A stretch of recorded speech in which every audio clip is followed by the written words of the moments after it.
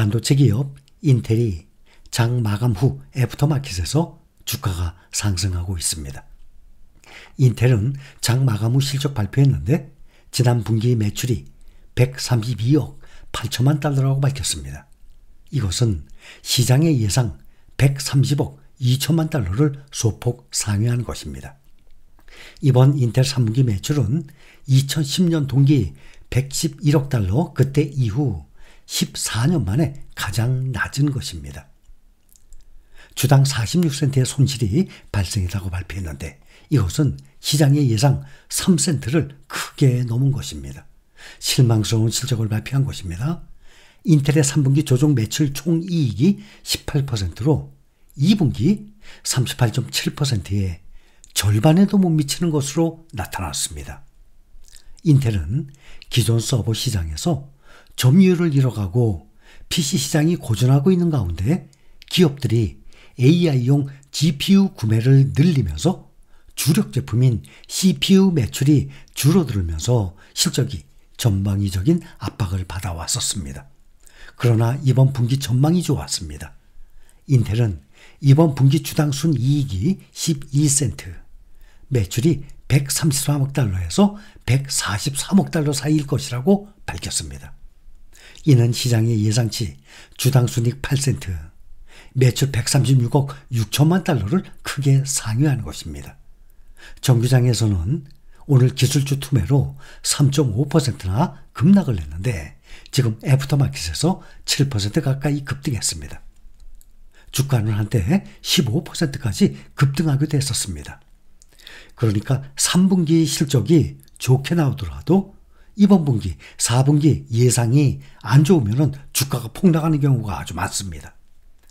반도체 왕국 재건을 위해서 대대적인 구조조정 작업에 들어간 인텔이 사업 주세가 개선될 것이라는 기대감이 나오면서 주가가 시간 외의 거래에서 급등을 하고 있는 것입니다.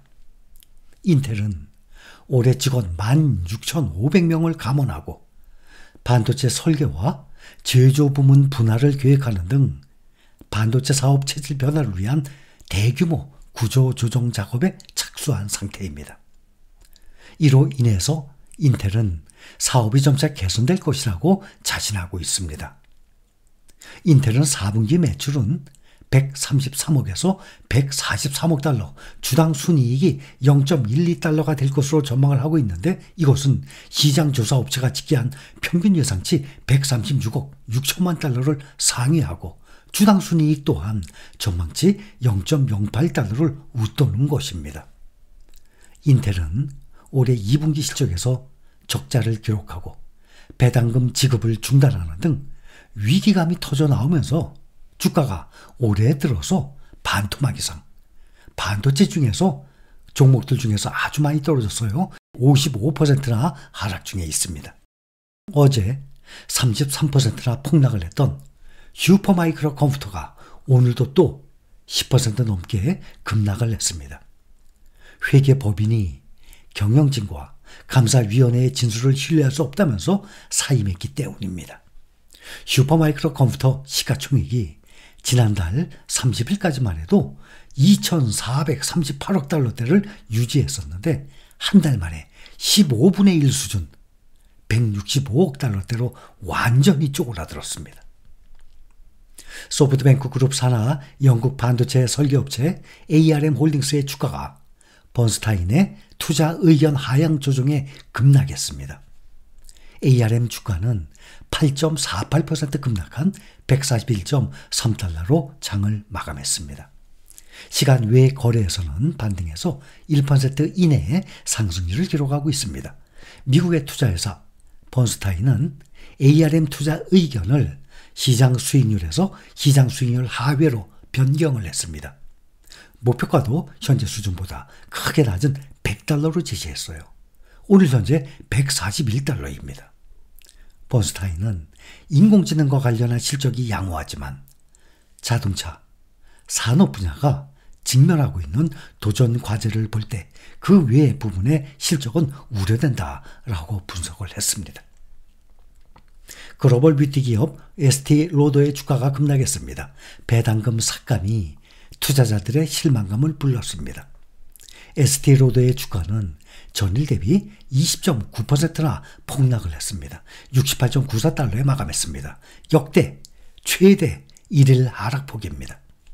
배당금을 줄이니까 투자자들이 대거 매도로 돌아선 것입니다. 에스티로더는 분기 배당금을 주당 35센트로 하향한다고 밝혔습니다. 기존에는 그거의 거의 2배, 66센트였습니다. 재정적 유연성을 높이려는 조치입니다. 에스티로더의 실적 전망은 매우 불확실해진 상태입니다. 이 기업은 내년 회계연도에 대한 전망을 철회까지 했어요. 중국을 비롯한 아시아 시장에서의 판매 부진을 걱정거리로 꼽았습니다. 에스티로더는 올해 들어서 주가가 반토막 이상으로 53%나 하락을 한 상태입니다. 미국 중앙은행 연준이 선호하는 인플레이션 지표가 목표 2%에 더 가까이 다가섰습니다. 다음 주 대통령 선거를 앞두고 물가 지표가 더욱 안정화하면서 금리 인하 가능성을 95% 이상으로 예상하고 있습니다. 오늘 오전에 인플레이션 지표가 공개됐는데 미국 상무부에 따르면 9월 PCE 개인 소비지출 물가지수가 전년 동기 대비 2.1% 상승했습니다. 시장 전망치 2.1%에 부합하는 수치입니다. 팬데믹 이후 인플레이션이 급등한 것을 감안할 때 전년비 인플레이션이 연준의 목표치에서 불과 0.1%밖에 차이가 나지 않는다는 사실은 중요한 성과입니다. 변동성이 큰 에너지, 식료품을 제외한 물가의 기초적인 흐름을 보여주는 근원 PCE 물가는 전년 대비 2.7% 올라서 전망치 2.6%를 소폭 상회했습니다. 인플레이션이 페드의 목표치에 부합을 하면서 시장은 점진적인 금리 인하 기조가 이어질 것으로 보고 있습니다. 백악관의 국가경제 보좌관은 인플레이션이 목표치에 근접한 반면에 경제성장은 강하고 실업률은 낮은 수준을 유지했다면서 9월 PCE 데이터가 중요한 이정표라고 말했습니다. 미국 경제가 얼마나 발전했는지를 보여주는 진정한 증거이고 미국 소비자와 근로가정의 실질적인 혜택이라고 강조했습니다. 연준은 높은 인플레이션에 공격적으로 금리를 올려서 물가 안정화에 성공했다는 평가를 받고 있고 이제는 금리를 인하하기 시작을 했습니다. 시장은 페드가 11월 FOMC 회의에서 금리를 0.25% 인하할 가능성을 96.7% 반영하고 있습니다. 금리 동결 전망은 3.3%입니다. 고용도 탄탄한 것으로 확인됐습니다. 미국 노동부는 지난주 신규 실업수당 청구 건수가 직전주 수정치 대비 12,000건 줄어든 21만 6천 건으로 집계됐다고 밝혔습니다. 지난 5월 이후 최저 수준입니다. 전문가 예상치 22만 9천 건도 13,000건 하회했습니다. 허리케인 힐런과 밀턴 여파에서 고용시장이 회복되고 있는 것으로 보입니다.